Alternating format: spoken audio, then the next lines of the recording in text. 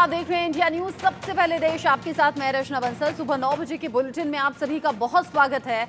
इस बुलेटिन की शुरुआत में सबसे पहले आपको दिखा देते हैं देश और दुनिया में क्या हलचल है, क्या है बड़ी खबरें। शुरुआत कर रहे हैं सुपरफास्ट खबरों के साथ। देखिए आज की सभी बड़ी खबरें। नई दिल्ली के भारत मंडपम में वर्ल्ड हेरिटेज कन्वेंशन यानी कि विश्व धरोहर समिति के 46वें सत्र का उद्घाटन करेंगे पीएम नरेंद्र मोदी। आपको बता दें कि वर्ल्ड हेरिटेज कन्वेंशन पहली बार भारत में होने जा रहा है। वर्ल्ड हेरिटेज कन्वेंशन की आज की बैठक में 150 देशों के 2000 डेलीगेट्स आएंगे। कन्वेंशन आज से शुरू होगा और 31 जुलाई को इसका समापन होगा। भारत मंडपम में इस दौरान लोगों के लिए रेलवे, हेरिटेज, हैंडीक्राफ्ट जैसी प्रदर्शनियां लगाई जाएंगी। एलोरा, कैलाश जैसी कई पुरातात्विक स्थल के डिजिटल होम बनाए जाएंगे ताकि वहां जाकर लोग उन स्थलों को महसूस कर सकें। बजट सत्र से पहले परंपरा के मुताबिक वित्त मंत्री ने आज सर्वदलीय बैठक बुलाई है। सभी दलों के सदन के नेता इस बैठक में शामिल होंगे। वहीं पहली बार नेता प्रतिपक्ष के रूप में कांग्रेस सांसद राहुल गांधी शामिल होंगे।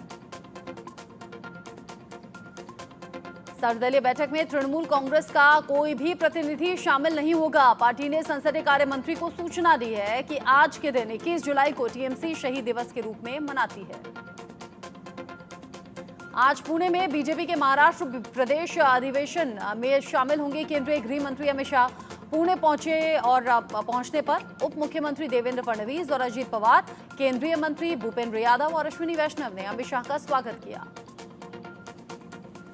बीजेपी महाराष्ट्र राज्य अधिवेशन में भाग लेने के लिए शनिवार देर शाम पुणे पहुंचे केंद्रीय गृह मंत्री अमित शाह। मदरसे के बच्चों से करवा रहे सरस्वती वंदना। मुस्लिम पर्सनल लॉ बोर्ड बोला ये बर्दाश्त नहीं। मदरसों में बदलाव के सरकार के प्रस्तावों पर all India Muslim personal law board ने जताई आपत्ति।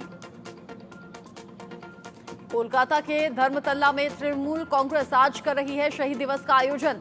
इस आयोजन में शामिल होंगे सपा प्रमुख अखिलेश यादव और शिवसेना यूबीटी के प्रतिनिधि। हर साल शहीद दिवस का आयोजन टीएमसी करती है। आपको बता दें कि 21 जुलाई 1993 को ममता बनर्जी के नेतृत्व वाली पश्चिम बंगाल युवा कांग्रेस द्वारा आयोजित प्रदर्शन के दौरान मारे गए 13 लोगों को शहीद दिवस के तौर पर श्रद्धांजलि दी जाती है। पुणे में एआई आधारित लॉन्ड्री का रेल मंत्री अश्विनी वैष्णव ने निरीक्षण किया। कहा एआई आधारित कैमरा से लॉन्ड्री के सैंपल किए जाएंगे चेक। फिलहाल पायलट चरण पर है प्रोजेक्ट। हर बजट महत्वपूर्ण होता है। इस बार का बजट इसलिए महत्वपूर्ण है क्योंकि हम विकसित भारत की ओर बढ़ रहे हैं। बजट ऐसा होना चाहिए जो लोगों की आकांक्षाओं को पूरा करे। ये पूर्व उपराष्ट्रपति एम वेंकैया नायडू ने बयान दिया है। पुणे रेलवे स्टेशन का निरीक्षण करने के बाद बोले रेल मंत्री अश्विनी वैष्णव। विरासत को ध्यान में रखते हुए पुणे रेलवे स्टेशन का कैसा विकास किया जाए। निरीक्षण के दौरान स्थानीय लोगों और अधिकारियों से चर्चा के बाद करेंगे कार्रवाई। दिल्ली में स्ट्रीट फूड विक्रेताओं के लिए प्रशिक्षण और जागरूकता कार्यक्रम में शामिल हुए केंद्रीय स्वास्थ्य मंत्री जेपी नड्डा। विक्रेताओं से बोले नड्डा, आपको प्रमाण पत्र मिलेंगे और वो प्रमाण पत्र आपकी दुकान के लिए एक प्रभावी प्रमाण पत्र होगा। केरल की स्वास्थ्य मंत्री वीणा जॉर्ज ने राज्य में निपाह के एक मामले को कंफर्म किया है। मलप्पुरम जिले के 14 साल के बच्चे में निपाह संक्रमण की स्वास्थ्य मंत्री ने पुष्टि की। यूपी में फिर हुआ रेल हादसा। अमरोहा में मालगाड़ी के 5 डिब्बे पटरी से उतरे। दिल्ली लखनऊ रेलवे लाइन की दोनों लाइन बंद हुई। रेलवे के अधिकारियों में हड़कंप की स्थिति। जम्मू कश्मीर के दौरे पर सेना प्रमुख जनरल उपेंद्र द्विवेदी सैन्य अफसरों के साथ बैठक की। बैठक में बीएसएफ और सीआरपीएफ के डीजी भी शामिल हुए। आतंकियों के खिलाफ जारी सैन्य एक्शन को लेकर समीक्षा बैठक। योगी सरकार के कावड़ यात्रा पहचान जाहिर आदेश के कानूनी पहलुओं पर चर्चा के लिए जमीयत उलेमाए हिंद ने आज बुलाई है अहम बैठक। सरकार के आदेश के खिलाफ कोर्ट जाने की तैयारी में जमीयत। जवाहरलाल नेहरू विश्वविद्यालय कैंपस की दीवारों पर जाति सूचक गालियां और सांप्रदायिक नारे लिखे पाए जाने के बाद फैली सनसनी। कावेरी हॉस्टल की दीवारों पर लिखे गए थे आपत्तिजनक नारे। अधिकारियों ने दीवारों पर कराया पेंट। हूती विद्रोहियों पर अब इजरायल ने मिसाइलों से ताबड़तोड़ हमला किया। हूती के सैन्य ठिकानों पर इजरायली हमले में 87 से ज्यादा जख्मी, 3 लोगों की मौत हुई। लोकसभा चुनाव के बाद पहली बार झारखंड दौरे पर पहुंचे केंद्रीय गृह मंत्री अमित शाह। झारखंड बीजेपी की बैठक को संबोधित करते हुए अमित शाह ने आदिवासी से लेकर बीजेपी कार्यकर्ताओं तक की बात की। शाह ने कहा, झारखंड में लैंड जिहाद के कारण आदिवासी अपनी जमीन से बेदखल हो रहे हैं। वहीं लव जिहाद के कारण आदिवासी की आबादी कम हो रही है। सत्ता में आने पर श्वेत पत्र लाकर जमीन वापस दिलाने का काम करेगी बीजेपी सरकार। रांची में हुई बैठक में शामिल रहे केंद्रीय मंत्री और झारखंड प्रभारी शिवराज सिंह चौहान ने आगामी चुनाव पर कहा, बीजेपी लाओ झारखंड बचाओ, क्योंकि जेएमएम का मतलब जुर्म, मर्डर, माफिया हो गया है।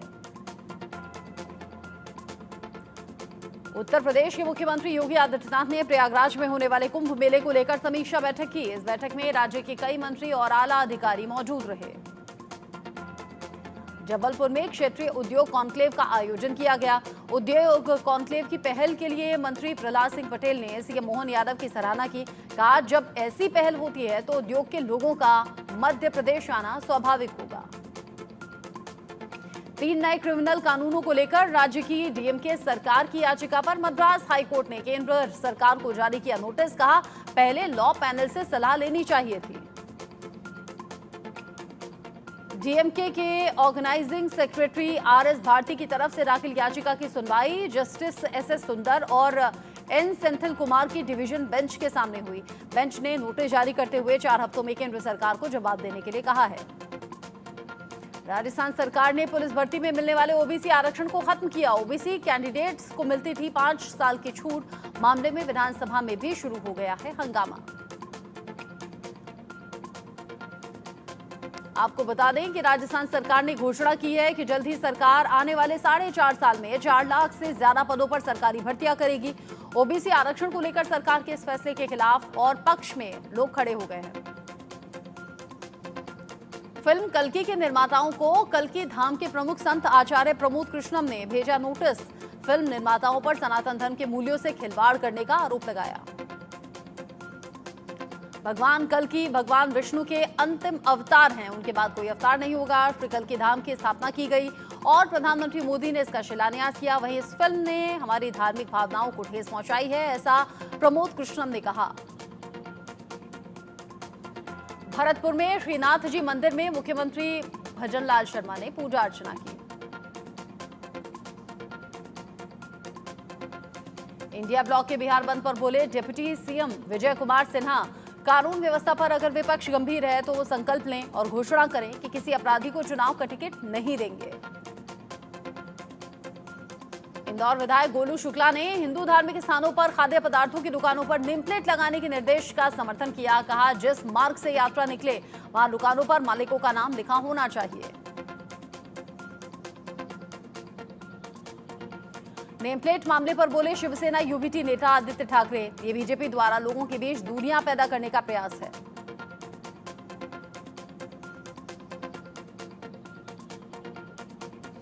श्रावणी मेला को लेकर अब झारखंड के मुख्यमंत्री हेमंत सोरेन ने समीक्षा बैठक की। इस बैठक में देवघर और दुमका जिला प्रशासन के वरिष्ठ पुलिस और प्रशासनिक अधिकारी मौजूद रहे।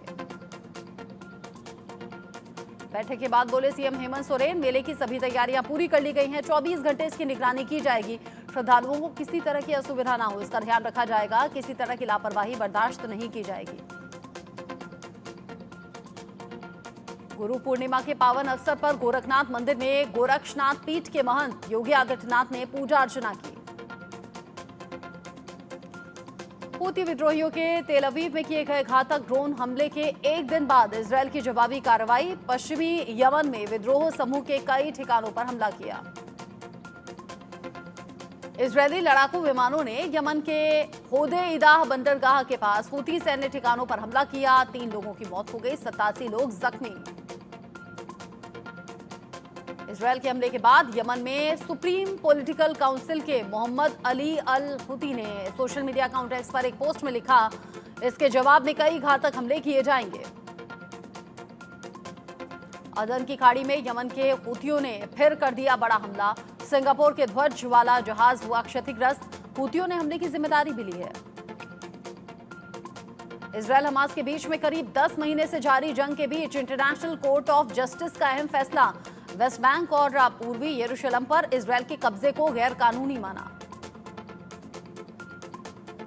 आईसीजे ने अपने फैसले में इजराइल को जमीन खाली करने और मुआवजा देने की सलाह दी। कोर्ट ने कहा कि इजराइल का फिलिस्तीनी इलाकों पर कई दशकों से अवैध कब्जा है और इसे जल्द से जल्द समाप्त किया जाना चाहिए। आईसीजे ने कहा कि इजराइल ने अपनी ताकत का गलत इस्तेमाल किया है और फिलिस्तीनियों के अधिकारों को छीन लिया है। वो अंतर्राष्ट्रीय कानूनों का उल्लंघन कर रहा है। आईसीजे के फैसले के बाद वेस्ट बैंक में बसाए गए इजरायली लोगों का गुस्सा भड़क गया। उन्होंने वेस्ट बैंक के करीब फिलिस्तीनी आबादी वाले बुरीन गांव में आग लगा दी। इजराइल के प्रधानमंत्री बेंजामिन नेतन्याहू ने आईसीजे के फैसले को खारिज किया। कहा, यरूशलेम कब्जाई जमीन नहीं है बल्कि इजराइल की राजधानी है। आईसीजे का कोई भी फैसला इस सच को झुठला नहीं सकता। वीकेंड पर बैड न्यूज को मिला फायदा। विकी तृप्ति की फिल्म ने कर ली लगभग यहां पर करोड़ों की कमाई। शुक्रवार को हुई थी लगभग 9 करोड़ की कमाई। नताशा के साथ तलाक होते ही हार्दिक ने इंस्टा पर एक्ट्रेस अनन्या पांडे को फॉलो किया। अनन्या पांडे ने भी हार्दिक को फॉलो किया। अनंत राधिका की शादी में दोनों ने डांस किया था। डांस की खूब चर्चा हुई थी। सुष्मिता सेन ने रोमन संग स्पॉट होने पर रिएक्शन दिया। डेटिंग की खबरों को बताया निराधार। बोली, 2 साल से सिंगल हूं। एक इंटरव्यू में रणबीर कपूर ने पर्सनल लाइफ को लेकर बात की। 2 एक्ट्रेस को डेट करने पर रणबीर कपूर ने तोड़ी चुप्पी। बोले, कैसेनोवा बन गई थी पहचान। सिनेमा में वापसी पर बोले, चिराग पासवान, मैं बुरा एक्टर हूं। कंगना मेरे साथ फिल्म नहीं करेंगी। 2011 में चिराग ने फिल्म मिले ना मिले हम में कंगना रनौत के साथ एक्टिंग की थी।